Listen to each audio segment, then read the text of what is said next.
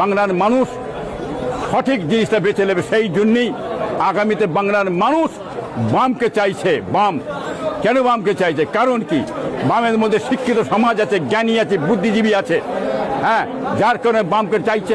সেটা বাংলার মানুষ আপনারা দেখতে পাচ্ছেন। অতএব আগামীতে দেখবেন বাম কিভাবে ঝড়ের মধ্যে আসে।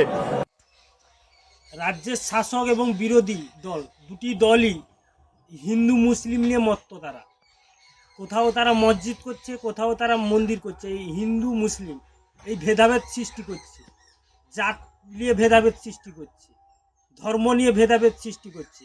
কিন্তু মানুষের যে মৌলিক অধিকার, শিক্ষা, স্বাস্থ্য, চিকিৎসা, বাসস্থান, বিদ্যুৎ, এগুলো সঠিক সুরাহা করছে না। শিক্ষার বেহাল দশা, স্বাস্থ্যের বেহাল দশা, এগুলোর কোনো চিন্তা ভাবনা নেই। তারা হিন্দু আর মুসলিম নিয়ে মত্ত, তারা ধর্ম নিয়ে মত্ত।